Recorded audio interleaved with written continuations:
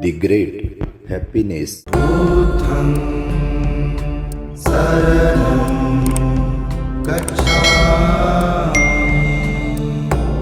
माता पितो उपस्थानं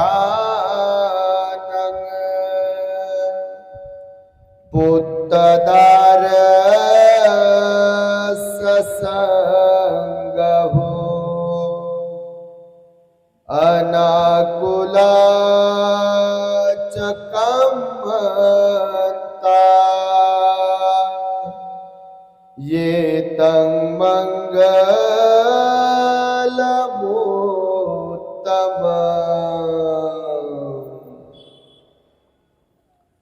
संपूर्ण विश्वाला ज्यांनी सुख शांती मानवता तथा दुःख मुक्तीचा आर्य संदेश दिला असे ते दुःख मुक्तीचे मार्गदाता दुःख मुक्त महामानव महान कारुणिक तथागत भगवान सम्यक संबुद्ध तथागतांनी आपल्या शुद्ध प्रज्ञेतून निर्मिलेला सद्धम्म आणि त्याच सद्धम्माचा गेली 2500 वर्षांपासून सातत्याने अहोरात्र प्रचार आणि प्रसार करणारा पूजनीय भिक्खू संघ या महान आणि सर्वश्रेष्ठ अशा त्रिरत्नांना प्रथमतः त्रिवार अभिवादन करतो, ज्यांच्या महान आणि असीम त्याग प्रभावामुळे आपल्याला जो हा अनमोल असा बुद्ध धम्म लाभला आणि ज्यांच्यामुळे आपल्याला हे एवढे मोठे वैभव प्राप्त झाले असे महान युग प्रवर्तक भारतीय राज्यघटनेचे शिल्पकार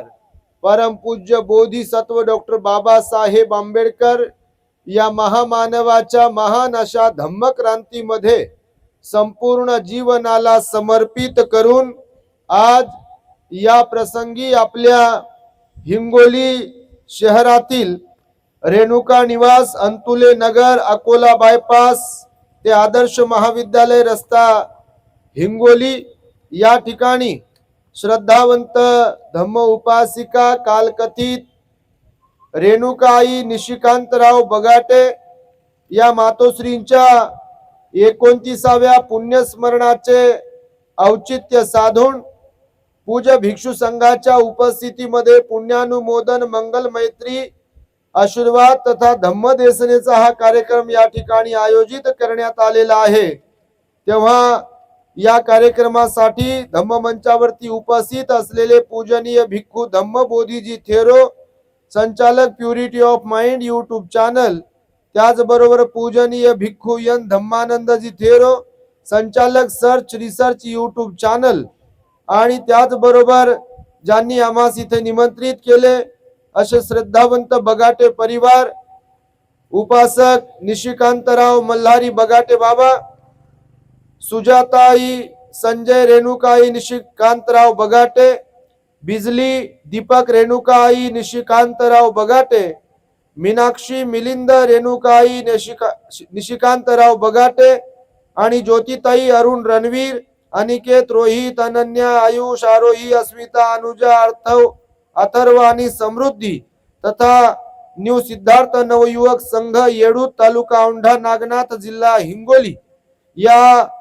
सर्वांच्या कडून हा कार्यक्रमाचं आयोजन केला आहे। तेव्हा कार्यक्रमाला उपस्थित सर्व श्रद्धावंत धम्म उपासक उपासिका बालक तथा बालिकांनो, तद्वतच द ग्रेट हॅपीनेस या आपल्या युट्यूब चॅनलचे सर्वच दर्शक, सर्वप्रथम तुम्हा सर्वांच्या प्रती मंगल मैत्री सद्भावना व्यक्त करतो आणि आपणा सर्वांच्या दुःख मुक्ती करिता तथागत भगवान बुद्धांद्वारा शिकविलेल्या धम्मोपदेशास प्रारंभ करतो। आपण सर्वांनी शांत एकाग्र आणि श्रद्धायुक्त चित्ताद्वारे या अनमोल बुद्धवाणीला आपल्या हित सुखाकरिता श्रवण करावे, ग्रहण करावे। आज बऱ्याच दिवसानंतर आम्ही इथे हिंगोली मध्ये आलेलो आहोत आणि त्यासाठी रेणुकाई निशिकांतराव बगाटे आईच्या या कार्यक्रमाचं निमित्त आहे। 29 वर्षांपूर्वी आई बगाटे परिवारात सोडून गेल्या। त्यांचं माहेर दिगडी तालुका उमरखेड जिल्हा यवतमाळ होतं आणि 1950 ला त्यांचा जन्म झाला आणि त्या काळामध्ये म्हणजे 1970 ला जवळपास आपल्या पहिली महिला पदवी प्राप्त महिला म्हणून त्यांनी BA पर्यंतचं शिक्षण केलं आणि त्यानंतर म्हणजे 1974 पासून खादी ग्रामोद्योग महामंडळ हिंगोली येथे सचिव पदावर कार्यरत असताना त्यांना मृत्यू आला 3 फेब्रुवारी 1997 ला आणि त्यांचे सुपुत्र संजयजी दीपक मिलिंद हे उच्च शिक्षित आहेत. त्यांची सुपुत्री जी ज्योतिताई अरुण रणवीर हे पुण्याला असतात आणि त्यांचे धर्मपती अरुण मोहनराव रणवीर हे उपजिल्हाधिकारी आहेत पुण्याला. आणि त्या सगळ्या सुपुत्रांच्या वतीने सुपुत्रीच्या वतीने आईचा हा कार्यक्रम या ठिकाणी संपन्न होतोय. आता भंतेजींनी सांगितल्यानुसार जेव्हा कधी कोणी निघून जाते आमचा गावाकडेच जन्म झालाय आणि तुम्ही काय धीरूभाई अंबानीच्या घरी जन्माला नाही आले. कार्यक्रम झाला 10-20 रुपयाचा फोटोला हार घातला, तो फोटो कधी धूळ खात पडला किंवा कुठेतरी लावून दिला, नंतर त्यांचा दिवसही होत नाही आणि नंतर त्यांची आठवणही काढत नाही. जे आले समोर त्याच्यावर ताव मारायचा आणि दिवस गेला असा कार्यक्रम चालते बऱ्याच ठिकाणी. पण फार कमी असे श्रद्धावंत लोक असतात, धार्मिक लोक असतात ज्यांना बुद्ध धम्म संघाची जाणीव असते, बुद्धाच्या उपदेशाची जाणीव असते, माहिती असते, अभ्यास असते. तेच लोक आपल्या माता पित्यांच्या ऋणातून मुक्त होण्यासाठी म्हणून त्यांच्या मृत्यू पश्चात देखील त्यांच्या नावाने दान पुण्य कर्म करतात. आणि त्यामुळे आमच्या सुजाताई संजय बगाटे हे जालन्याला कधी औरंगाबादला कधी राहतात. आमच्या बरोबर अनेकदा बुद्धगयेच्या सहलीत आले, थायलंडच्याही सहलीत आले आणि बऱ्याच ठिकाणी अजिंठ्याला असेल, पितळखोरा लेणीला असेल, अनेक ठिकाणी त्यांचे सुपुत्र वगैरे आमच्या सहवासात संपर्कात राहतात भिक्षू संघाच्या. आणि त्यामुळे त्यांच्यामध्ये धार्मिकता आहे आणि त्या धार्मिकतेमुळेच आमचे जे धम्मदौरे सुरू राहतात अनेक ठिकाणी. त्यांनी आम्हाला विनंती केली की आम्हाला वेळ द्यावा, तारीख द्यावी. आणि म्हणून ऍक्च्युली उद्या 3 तारखेचा आईचा स्मृती दिनाचा दिवस असताना त्याच्या आदल्या दिवशी, कारण उद्या आम्ही मंगरुळपीरला आहोत 3 फेब्रुवारी 2026 ला, आणि म्हणून ह्या आदल्या दिवशी आपण कार्यक्रम घेतोय. एकदा संपूर्ण बगाटे परिवारासाठी आपण हे जे अभिनंदनास पात्र असलेलं, कौतुकास पात्र असलेलं ते कार्य करताय त्यांचं आपण टाळ्यांच्या गजरांमध्ये अभिनंदन केलं पाहिजे, कौतुक केलं पाहिजे. कारण भगवंताचं वचन आहे, आई वडिलांना कधी विसरता कामा नये, ज्यांच्यामुळे ही दुनिया पाहतो आपण. भलेही ते परिपूर्ण कोणी नाही, आई असो, वडील असो, बहीण असो, भाऊ असो, मुलगा असो, मुलगी असो, बायको असो, नवरा असो, परिपूर्ण कोणी आहे का? तुम्ही आहे का? काही मुख्यच बसतात, मान हलवत नाहीत, म्हणजे मीच हुशार आहे बा असा लय भाव राहते लोकांच्या मनात. आणि तिथंच मग सगळी माशी शिंकते आणि कार्यक्रम घराचा असो की समाजाचा असो बिघडते. पहा कारण काय? तर अहंकार आहे, मीपणा, मी हुशारच आहे. सासू म्हणते माझं काही चुकत नाही आणि सून म्हणते माझं काही चुकत नाही, नवरा म्हणते माझं काही चुकत नाही आणि बायको म्हणते माझं काही चुकत नाही, आणि पोरं म्हणतात आम्हाला माहित नाही कोणाचं चुकते ते. म्हणजे कोणीच स्वीकार करायला तयार नाही, मानायला तयार नाही की आमचं चुकते. मग भांडण कसं काय होते, वाद कसं काय होते, फुगाफुगी कशी काय होते, आणि एकमेकांच्या तोंडाकडे न पाहण्याची वेळ कशी काय येते. तर तेव्हा मग हात वर करतात, नाही बाबा आम्ही तर काही चुकलत नाही, नाही बाबा आम्ही तर काही चुकलत नाही, मी तर तोंडाने बोललो नाही म्हणते. हो अहो कधी कधी तर न बोलता पण लय कार्यक्रम होतात. बोलायची गरजच पडत नाही, पडते काय? न बोलता सारा ढनका पेटवते पहा, आणि पुन्हा म्हणते मी कुठं काय बोललो, याला विचारा म्हणते, त्याला विचारा म्हणते, कोणाला विचारा म्हणजे विचारत बसावं. पुस्तक लिहावं का मग संदर्भासहित स्पष्टीकरणाचं? विचारायचं, सांगण्याची गरज नसते. भगवंताने सांगितलं आई वडिलांची सेवा, म्हाताऱ्या लोकांची सेवा केली पाहिजे. अभिवादन सिलिस निच्चंग वद्धापचायिनो निच्चंग. काय म्हटलं शब्द? भंतेजी आशीर्वाद देतात बघा त्याच्यामध्ये. निच्चंग, निच्चंग म्हणजे नित्य. पाली भाषेमध्ये भगवंताचा आशीर्वाद कोणता आहे? निच्चंग वद्धा, वद्धा म्हणजे वृद्ध, पचायनो त्यांची सेवा करणे. निच्चंग वद्धा पचायनो चत्तारो धम्मा वड्ढंती. चत्तारो म्हणजे 4, धम्मा म्हणजे धर्म, वड्ढंती म्हणजे वाढतात. आयु, वन्न, सुखं, बल. किती झाले? हे कोणाचं वचन आहे? कोणाचं? भगवान बुद्धाचं वचन आहे. आणि भगवान बुद्ध 2500 वर्षांपूर्वी काय म्हणाले की नित्य नेहमी म्हणजे सदैव जे कोणी लोक वृद्ध लोकांची, मग घरातल्या पण आणि बाहेरच्या पण, नाही तर घरातल्या नाही करायची बाहेरच्यांची करायची, तिथेही गणित बिघडते कधी कधी.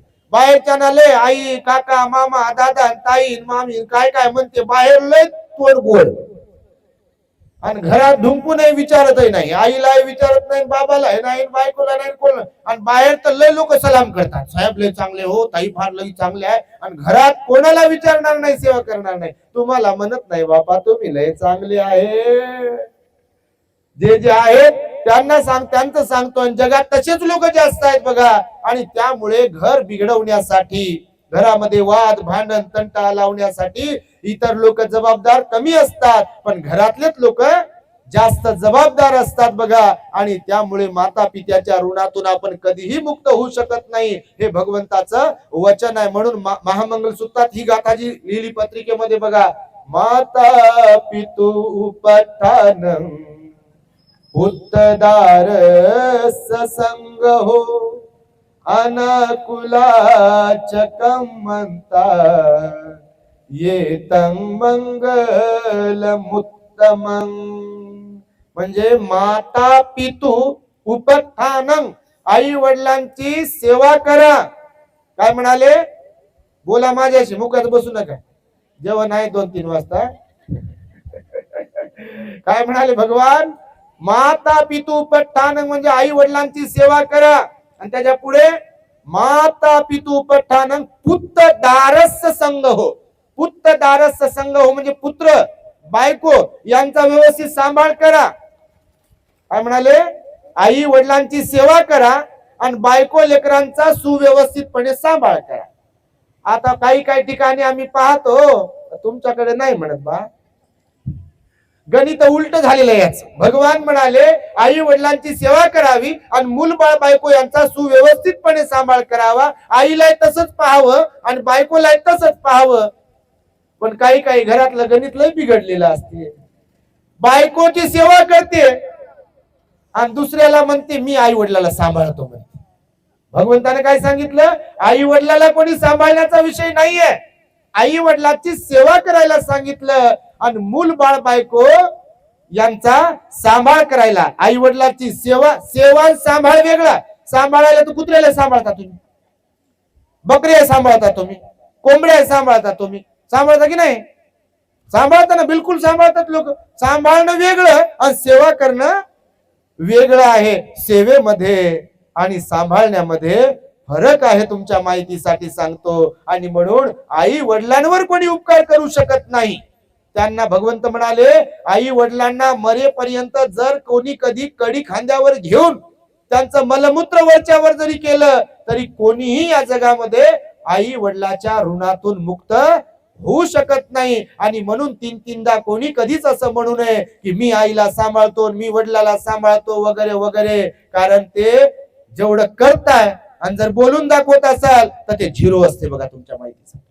कोणती गोष्ट असो बोलून दाखवत असेल आपण 3-3दा, सेवा असेल समजा, दान असेल किंवा कोणतं प्रेम असेल, आपुलकी आहे, जिव्हाळा आहे, 3-3दा बोलून दाखवत असेल, त्याचं टिमकी मिरवत असेल तर त्याचं जे पुण्य मिळायला पाहिजे ते पुण्य मिळत नाही. कारण त्याच्यात मतलबी पण आहे. कोणता मतलबी? समजते ना? समजते का नाही? आई मतलबाचे धनी राहतात लोक पहा. मतलबापुरतं कामापुरता मामा आणि ताकापुरती कामापुरता मामा मामा करते आणि ताक देण्यासाठी आजी देता काय ताक, आजी देता काय ताक म्हणते. तर त्याच्यामुळे भगवंताचं वचन 2500 वर्षांपूर्वीच आहे की आई वडिलांची सुव्यवस्थितपणे सेवा केली पाहिजे. कारण त्यांनी आपल्याला जन्माला घातल्यानंतर आणि जन्माच्या अगोदर पण, जसं तुम्ही जेव्हा आई झालात तेव्हा 9 महिने 9 दिवस एखाद्या बाळाला जेव्हा पोटामध्ये तुम्ही सांभाळता तेव्हा काय त्रास जो होतो तो त्रास शब्दांमध्ये वर्णन करता येते का? बाळंतीण होताना एखादी आई जो त्रास सहन करते, तिला जो वेदना होतात त्या शब्दांमध्ये वर्णन करता येतात का? मग 9 महिने 9 दिवस आपण आपल्या बाळाला आपल्या उदरामध्ये पोटामध्ये वाढवतो, त्याला जन्माला घालतो. तेव्हा जन्माला घातल्यानंतर चालायला, बोलायला, हसायला, खायला कोण शिकवते? कोण शिकवते? आई वडील शिकवतात का नाही? प्रत्येक गोष्ट, बाळा हे करू नको, हे कर, किंवा त्याला शिक्षण असेल, चांगल्या शाळेमध्ये शिकलं पाहिजे आपलं बाळ, चांगल्या नोकरीला लागलं पाहिजे आपलं बाळ, त्याचं नाक कान जे काही आहे शरीराचे अवयव व्यवस्थित झाले पाहिजे, त्याला मालिश करू करू, याच्या तेलानं मालिश कर, त्याच्या तेलानं मालिश कर, टाळू भर काय काय कर, जीवाचं रान करता का नाही? त्यानं शी सू केली त्या बाळानं लहानपणी, नाक वाकडं करते का कोणाची कोणती एखादी माऊली? करते का? किती प्रेम, किती जीव असतो, जिव्हाळा असतो का नाही? आणि त्याही बाळाला तेव्हा आपली आई वडील म्हणून गरज असते. आणि म्हणून त्याला जसं लहानाचं मोठं करत असताना माता पित्याची गरज असेल, माता पिता निस्वार्थपणे, कधी तुम्ही म्हणता कोणाकडे, अहो मी लय सांभाळ केला हो, लय टाळू भरली हो, आणि लय स्तनातून दूध पाजवलं हो, दूध येत नव्हतं, मी हे केलं ते केलं, असं कधीतरी एखादी आई म्हणते कोणाकडे? म्हणते का? म्हणते? बोलून दाखवते का मी उपकार केले म्हणून लेकरावर? कोणी बोलून दाखवत नाही बघा. अपवाद वगळता हे आईचं जे प्रेम आहे, वडिलांचं राबण्यातून निर्माण होणारं जे प्रेम आहे, त्या प्रेमाची बरोबरी या जगातलं कोणतंच प्रेम करू शकत नाही. मग भगवान म्हणाले, आपल्याला जन्माला घातल्यावर आई वडिलांनी जन्माला घालतानाही जो त्रास सहन केला आणि आपल्याला लहानाचं मोठं करतानाही जो निस्वार्थ सेवा करून आपला सांभाळ करून त्रास सहन केला, तर आई वडील म्हातारे झाल्यावर आपणही आपली बुद्धी गहाण न ठेवता थोडं रिव्हर्स जाऊन, पाठीमागे जाऊन आपणही विचार करावा. अहो आता ज्या आई वडिलांनी आम्हाला लहान असताना खायला पियाला चालायला बोलायला शिकवलं, जन्माला घातलं, घासातला घास दिला, पोटाला चिमटा मारून जे जे काही आहे म्हणून आपल्यासाठी त्यांनी केलं, आता त्यांचे हातपाय थकले नाही का? आता त्यांचे हातपाय थकले, त्यांना काठीची गरज आहे, त्यांना आपल्या आधाराची गरज आहे. आणि तेव्हा जर आपण त्यांना अपमानित करत असेल, हेळसांड करत असेल, तर मी नेहमी सांगतो, कोणत्याही जाती धर्माचे लोक राहू द्या, आपल्या महाराष्ट्रामध्ये आणि भारतामध्ये बऱ्याच लोकांना वाटते, जसं आपल्या लोकांना वाटते बुद्ध गयेला जाऊन आलो तर सगळं पाप धुवून आलो, समजा कोणाला वाटत असेल तर. हिंदू लोकांना वाटते आम्ही 4 धाम केले, 12 ज्योतिर्लिंगांना गेलो आणि तिकडे आंघोळ पांघोळ करून आलो की सारं पाप धुतलं. मुसलमानाला वाटते आम्ही हजला गेलो, कफन सोबत घेऊन गेलो आणि तिकडून जाऊन आलो की पाप सगळं धुतलं. पाप जर धुवून निघणार असतं पाण्यानं, तर पुण्य धुवून निघायला पाहिजे का नाही? पण याच्यासाठी हा वरचा मजला जरा मजबूत असावा लागते समजण्यासाठी. हा मजबूत नसल्यामुळे बरेच लोक आपल्या देशातले वाहत जातात. असे वाहत जाणं समजते ना? आणि कचरा वाहत जात असते नदीमध्ये. पहा काय वाहत जाते? मोठमोठे दगड वाहत जातात का? नाही जात, कचरा वाहत जाते. आणि म्हणून कचऱ्या समान असणारे जे लोक असतात प्रवाहात वाहत जातात. आणि म्हणून भगवंताचं वचन आहे की इकडं तिकडं कुठे जरी जाऊन आले, पण तुम्ही घरात जिवंत असणाऱ्या आई वडिलांची सेवा करत नसाल तर तुम्ही कुठे जाऊन आले, तुम्ही काय कमावलं काय नाही कमावलं ते सारं झिरो आहे बघा. तुमच्या माहितीसाठी सांगतो, कारण भगवंताने जे गुरु कर्म शिकवलं त्याच्यात एक कर्म सांगितलं, जे संतती आपल्या आई वडिलांच्या डोळ्यांमध्ये अश्रू आणते. माझ्याकडे पहा, हे काय नवीन आहेत का बाबा? भगवान काय म्हणाले? बाबा बसा ना, आता प्रवचनामध्ये थांबावं लागते. मग भगवान काय म्हणतात? जी संतती, जे म्हणजे मुलं आपल्या आई वडिलांच्या डोळ्यांमध्ये जर अश्रू आणत असतील, कोणी असो, तुम्हाला म्हणत नाही, जे मुलं औलादी आपल्या वडिलांच्या डोळ्यांमध्ये अश्रू आणत असतील तर त्यांच्या डोळ्यामध्ये त्यांची औलाद एक दिवस अश्रू आणल्याशिवाय राहणार नाही. कारण पृथ्वी गोल आहे. कशी आहे? काही काही लोक लय सिरियस झाले. पहा बापा, आप बीती लय भयंकर असते, कारण घर घर की कहाणी लय डेंजर आहे प्रत्येकाच्या. हे गोर गोमट दिसणं, भरझरीचे कपडे घालणं, नोकरीवर असणं, घरदार बंगला कमवणं हे वेगळं, आणि हकीकत मध्ये आपलं मन कसं, आपल्या भावना कशा, आपला स्वभाव कसा, आपल्या वाट्याला समाधान आहे का नाही, शांती आहे का नाही, सुख आहे की नाही, ही गोष्ट वेगळी. आणि त्यामुळे काय किती कमावलंय याच्यापेक्षा सुखकर जीवन आपण जगतोय का नाही, आपल्या घरादाराची घडी आपण नीट केली आहे का नाही, हे फार महत्वाची गोष्ट आहे. आणि त्यामुळे म्हणून तुम्हाला मुद्दा म्हणून सांगतोय, आई वडिलांची जिवंतपणे सेवा करा.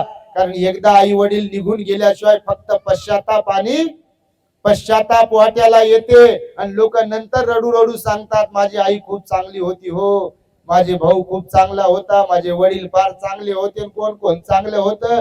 आपल्या भारतात गेल्यावर त्यांच्यावर तोंड सुख घेणारे, चांगलं बोलणारे लोक लय आहेत बघा.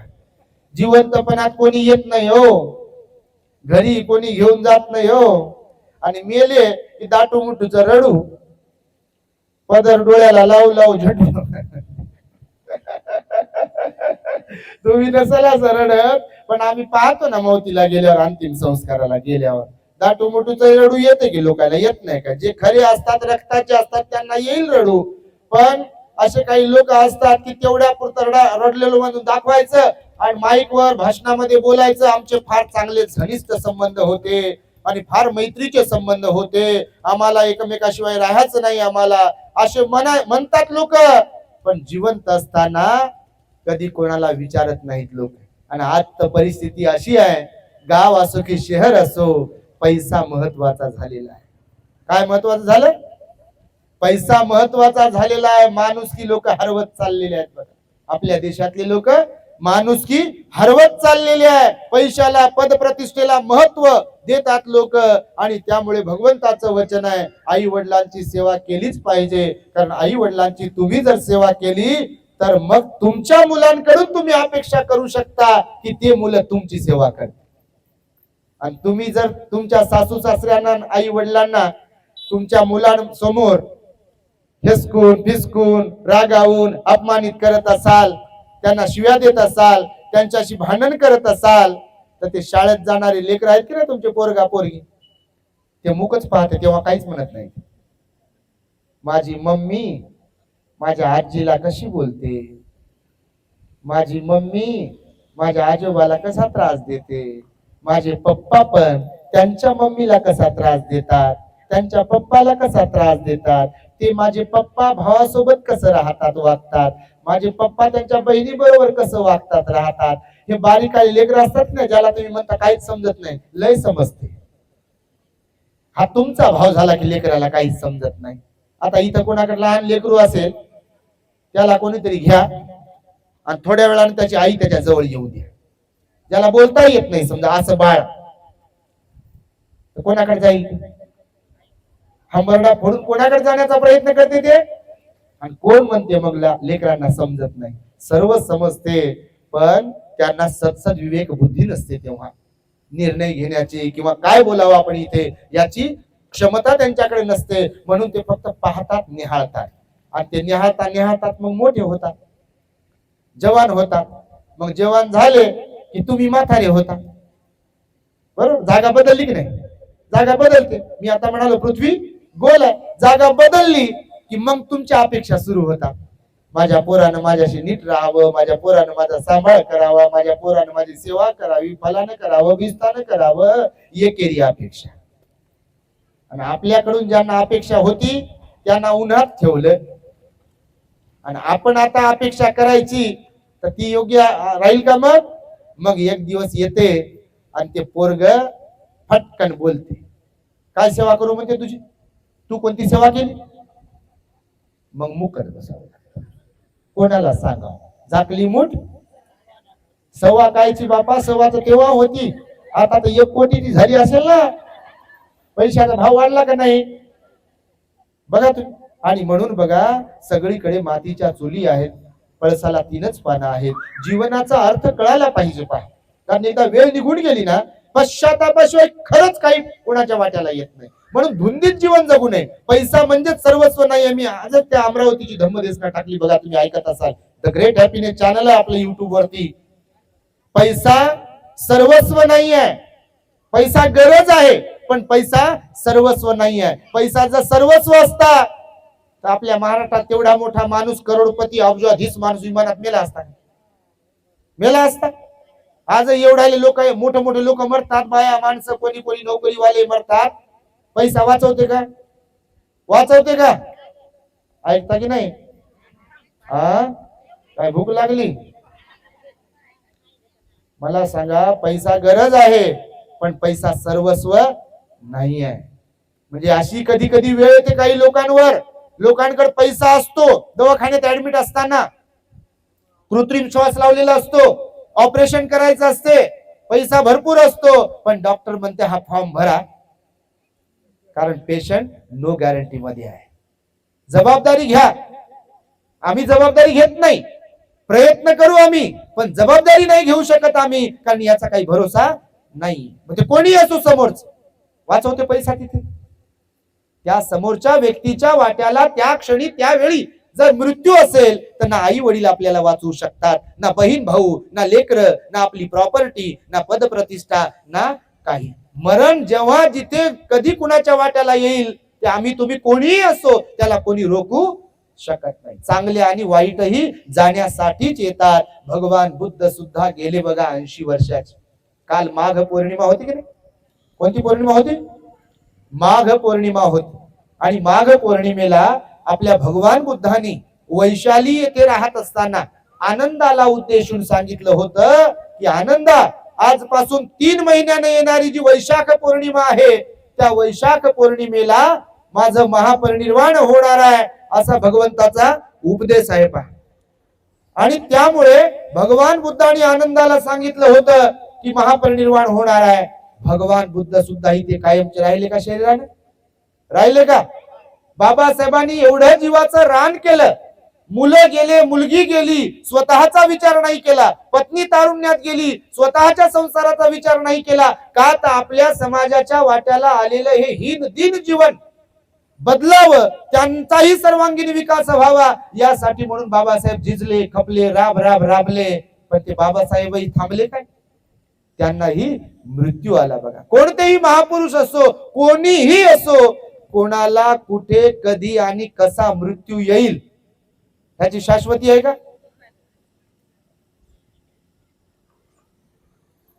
कोणाला कधी कुठे कधी कसा मृत्यू येईल सांगता येत नाही. सांगता येते? सांगता येत नाही. बोलता बोलताही लोक मरतात. चहा पिताना ठसका लागण्याचं निमित्त होते त्याच्यातही लोक मरतात. चालता चालता ठेच लागण्याचं निमित्त होते त्याच्यातही लोक मरतात. पहिला अटॅक आला त्याच्यातही लोक मरतात, दुसरा आला त्याच्यातही मरू शकतात, तिसरा आला त्याच्यातही मरू शकतात. आणि समजा मरण केव्हा येईल न येईल या जीवनातही कधी कधी अर्धांग वायू जर आला तर जिवंत असून मेल्यासारखे लोक होतात. बोलता येत नाही. आपल्याकडे म्हणतात वारं अंगावर गेलं. अर्धांग वायू, पॅरालिसिसचा अटॅक जर आला तर बघा धडधाकड दिसते ती व्यक्ती, परंतु अर्ध शरीर त्यांचं काम करत नाही. पा करते का? ऐकता की नाही? तुम्ही काही दिसू नाही लागले बाबा ऐकणार. आम्ही लय ठिकाणी फिरतो, तुमच्या माहितीसाठी सांगतो. महाराष्ट्रात तुम्ही पाहत असाल चॅनलवर आपल्या, तुमचं त्या पाण्याकडे लक्ष, पोराकडे लक्ष चाललंय सर, इकडे ये तिकडे ये. जेवायला आहे, सगळं आहे. ही वेळ पुन्हा येणार नाही. उगीच बघा ते परिवारानं बोलवलं असेल का, भंतीजीला लय पैसे झाले म्हणून बोलवलं असेल का? हा, अहो श्रद्धा धार्मिकता लागते याच्यासाठी. लग्नावर पैसे कोणाला उडवता येतील? लग्नावर पैसे कोणाला उडवता येतील? शहानशोकावर पैसे कोणाला उडवता येतील? पण अशा कार्यक्रमांवर पैसे उडवणं म्हणू शकत नाही याला. हे महान पुण्य आहे. त्या मेलेल्या आईच्या प्रती ही खरी कृतज्ञता आहे, तुमच्या माहितीसाठी सांगतो. आणि त्यामुळे हे तुम्हालाही जमलं पाहिजे. हे जमत नाही भल्या भल्यांना. आपण रोखोक बोलत असतो, जमते का? जमत नाही. आई वडिलांनाही विसरणारे लोक असतात. आपल्याच घरातल्या लोकांना मेल्यावर लोक लगेच विसरतात, खाया पियाला लागतात. आता महाराष्ट्रातलं उदाहरण तुम्ही पाहू लागले.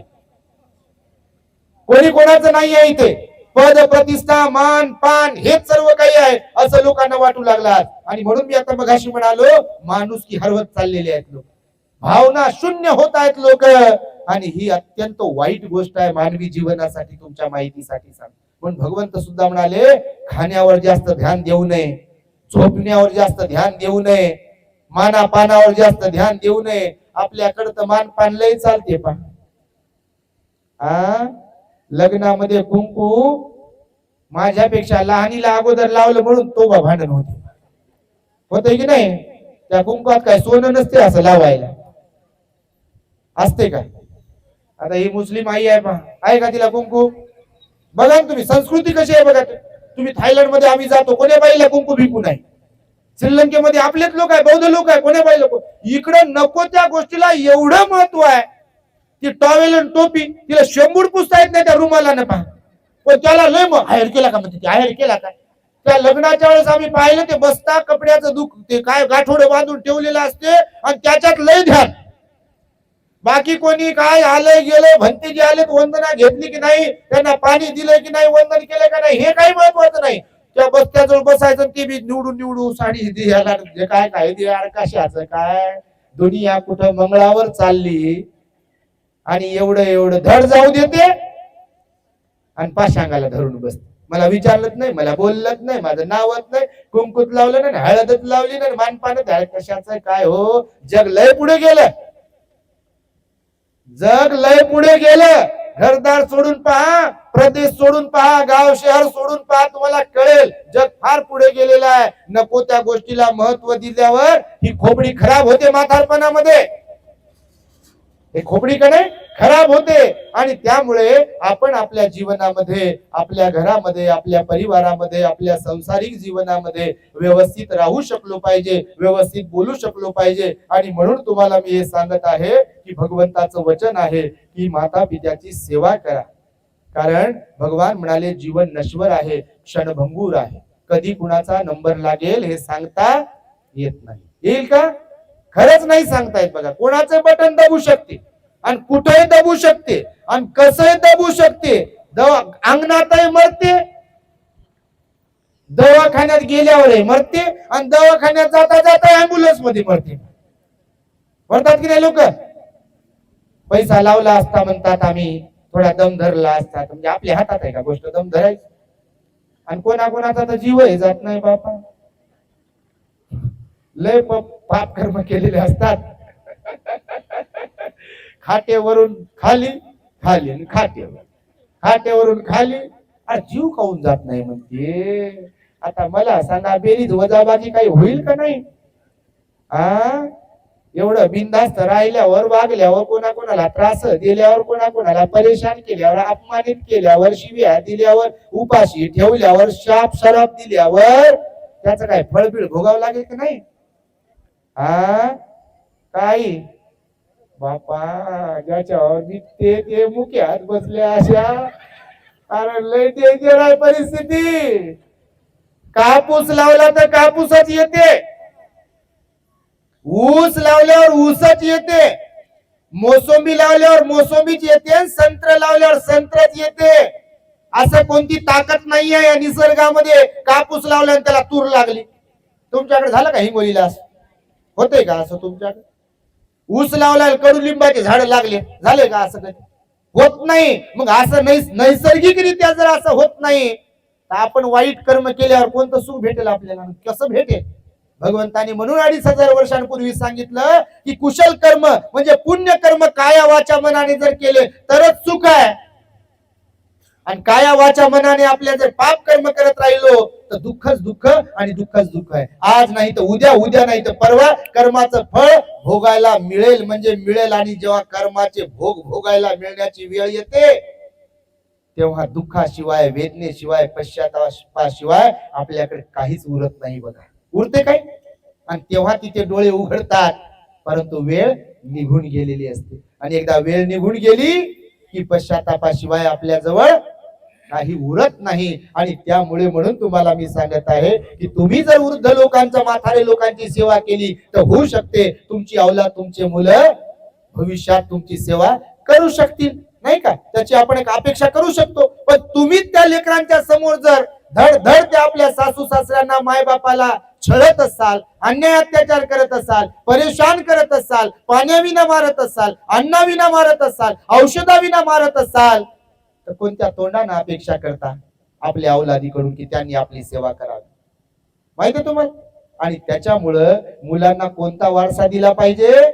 संस्काराचा वारसा दिला पाहिजे. कोणता? तुमचा वारसा तर तुमची इच्छा असो नसो, तुमचं बटन दबलं की लगेच म्हणते किती शेत आहे? 4 एकर का? किती मुलं आहे? 2. की त्याला 2 एकर, याला 2 एकर. घर किती होते? 2. बरं, त्याला 1 आणि याला 1. तुम्ही गेले सरनाव. बटन दबलं की उचला म्हणते लोक. गळ्यात नाकात हातात काही राहिले का पहा म्हणते कोणी. ज्याच्यात लय जीव होता ते इथंच काढू काढू घेतात लोक. घेतात की नाही? नटणी किती चांगली राहू द्या तुमची, बटन दबल्यावर कोणी म्हणत नाही अहो लय पैसा कमवून घेतली होती हो, कापसाला जात होती, निंदायला जात होते, काय काय करत होते, आणि त्यांनी घेतलंय तेवढं जाऊ द्या सोबत, मड्याच्या सोबत जाऊ द्या म्हणते का कोणी? अरे फुटका मनी असा आईच्या गळ्यातला, त्याच्यात माती भरलेली असते, तेच पानाच्या विड्यात ठेवते तोंडात, म्हणजे उघडू नको तोंड बाबू, वागू नको काय, त्याचा असा अर्थ आहे तुमच्या माईचा. हे तोंडामध्ये जे पान बिन ठेवतात की नाही, त्याला काय अर्थ आहे माहिती का तुम्हाला? तुमच्यापैकी बसलेले तुम्ही कोणी करत असाल तर तोंडात टाकतात की नाही पानाचा विडा, त्याच्यात फुटका मनी, यासाठी म्हणून की तोंड उघडू नको बा मड्या, आणि मागू नको. मागणं संपलं आता तुझं, काय तर भूत होऊन येशील आणि मागतील बा, म्हणून ती एक व्यवस्था. त्यानंतर बघा अंतिम संस्काराला जात असताना मध्येच ठेवतात बघा ते मड, काय म्हणतात त्याला? विसावा. पहा कशासाठी आणि काय ठेवतात तिथे विसावा दिल्या? इथं पीठ, पैसे तुमच्याकडे काय ठेवतात माहित नाही, आणि विसावा द्या म्हणतात आणि ते ठेवतात तिथं आणि निघलं पुन्हा. आणि काही काही लोक त्या स्मशानात गेल्यावर मग ते नैवेद्य वगैरे काय काय ठेवतात, मीठ मिरची काय भाकर असेल ते, कुणाला दारू आवडत असेल तर दारूही ठेवतात. पहा, तंबाखू खात असेल तर तंबाखूही ठेवतात. हे ठेवण्याचं निमित्त कारण काय माहितीये तुम्हाला? हे ठेवलंय आता शेवटचं तुमच्या नावचं, हे खा आणि तिकडच राहा, पुन्हा येऊ नका मागण्यासाठी, आम्हाला त्रास देऊ नका. हेच कारण आहे तुमच्या माहिती. तुम्ही बुजुर्ग आहे पण इथं आहे, त्याला तुम्ही कोणीकडे घेऊन जात असाल या अर्थाला, याच्या तर याचा अर्थ मी हा सांगतो, हाच अर्थ आहे की पुन्हा मागू नका, पुन्हा तोंड उघडू नका. हे बोट बांधते की नाही? तुमच्याकडे बांधतात की नाही? मड्याचे बोट बांधतात तुमच्याकडे? त्या याच्यावर टाकल्यावर अंगठ्याला अंगठे बांधतात काही काही ठिकाणी, इकडं काय करतात माहित नाही, असे हात बांधतात की नाही? बरं, तर ते बांधतात याच्यासाठी की त्यांनी हालचाल करू नये, असं काही मागू नये, असं बोलू नये. तर तुम्हाला हे मी असंच म्हणून सांगत नाही, जीवनाची हकीकत फार वेगळी आहे आणि आपण फार वेगळे वागतो. तसं वागता आपण कामा नये. आपण होश मध्ये राहिलो पाहिजे, सजग राहिलो पाहिजे, सावध राहिलो पाहिजे. प्रेमानं जगाला जिंकता येते. भांडण वाद तंटा करण्यात काय अर्थ आहे? आपलाच बीपी हाय लो करून घेण्यात काय अर्थ आहे? आपली शुगर वाढवून घेण्यात काय अर्थ आहे? हो, 2 शब्द प्रेमाचे ठीक आहे ना, समोरची व्यक्ती कोण जे असेल तर चुकत असेल, आपण चुकत नाही. या जगात बुद्धाशिवाय, मी काय म्हणतो लक्षपूर्वक ऐका तुम्ही, मायबाप आहात, अधिकारवाणीने सांगत असतो आपण, या जगात बुद्धाला सोडून आणि अर्हताला सोडून अशी कोणती व्यक्ती नाही की ज्या व्यक्ती चुकत नाही. काय म्हणतोय मी? कोण चुकत नाही? फक्त बुद्ध, भगवान बुद्ध आणि अर्हत व्यक्ती, जे कोणी अर्हत झालेला असेल तेच फक्त चुकत नाहीत, कारण ते मुक्त अवस्थेला प्राप्त झाले. बाकी सगळ्या लोक चुकतात म्हणजे चुकतात. मग ती चूक छोटी असो मोठी असो आणि कोणती चूक असो, जेवढे माणसं तेवढ्या चुका होत असतात. म्हणून दुसऱ्याच्या चुका झाल्या की त्याचं एकदम फडफड फडफड असं पाकडायचं आणि आपल्या चुका झाकून ठेवायचं. आपल्याकडे गावाकडे एक म्हण आहे, दुसऱ्याच्या डोळ्यातलं कुसळ दिसते म्हणते आणि आपल्याकडे असलेलं मुसळ दिसत नाही. ही मन खरीच आहे बघा. म्हणजे दुसऱ्याच्या चुका फार लवकर दिसतात आणि आपल्या चुका झाकू झाकू ठेवते. या जीवनाला काही अर्थ आहे लबाडीच्या? आणि म्हणून भगवान बुद्ध म्हणाले, आपली आई असेल, वडील असेल किंवा सासू सासरे असतील, त्यांना तर म्हातारपण आहे आणि म्हातारपणात कोण चुकत नाही.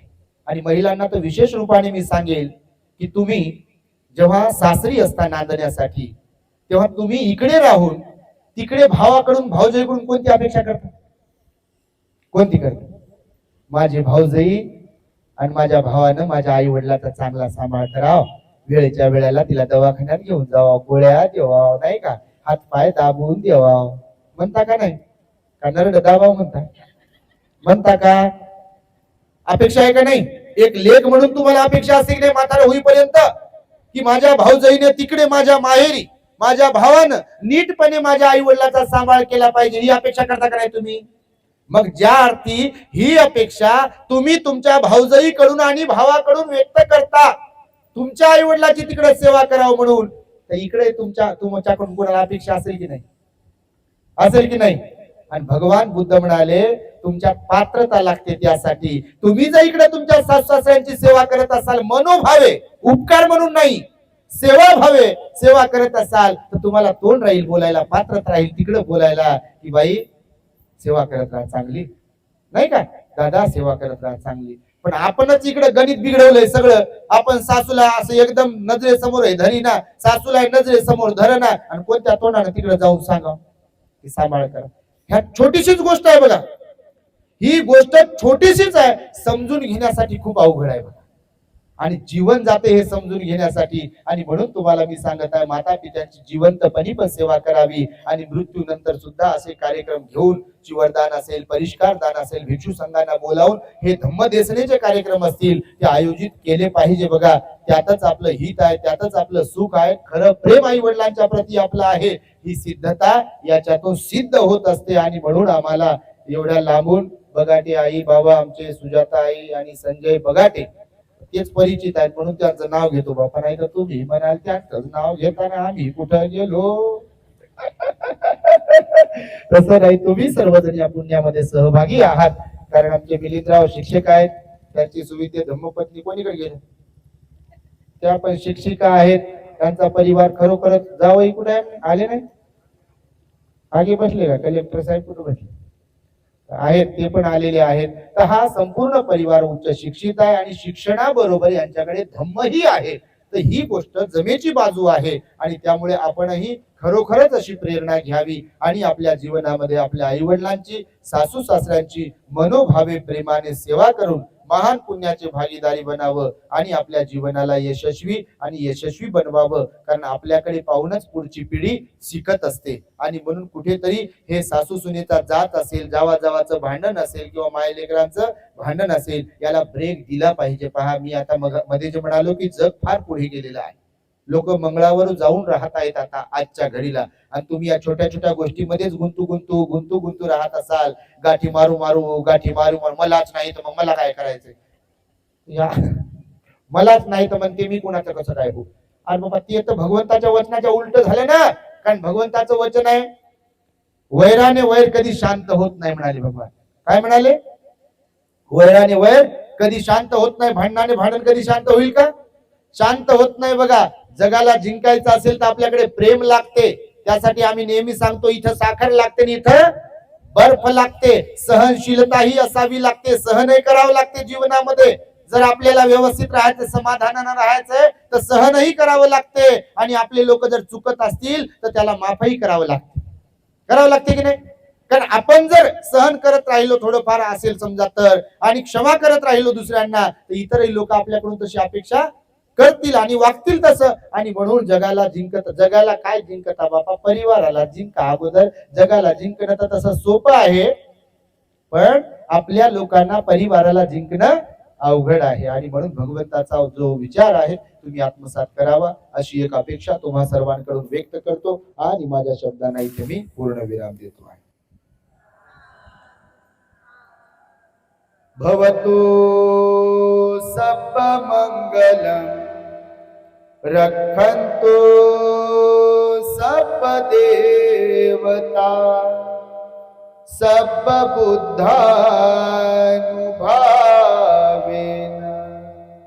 सदा सुखी भवन्तु ते. भवतु सब्ब मंगलम रक्षन्तु सब्ब देवता सब्ब धम्मानुभावेन सदा सुखी भवन्तु ते. भवतु सब्ब मंगलम रक्षन्तु सब्ब देवता सब्ब संघानुभावेन सदा सोथी भवन्तु ते.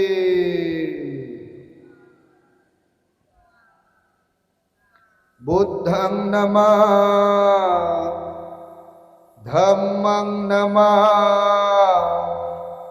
संघं नमामि. जय भीम. The great happiness. बुद्धं शरणं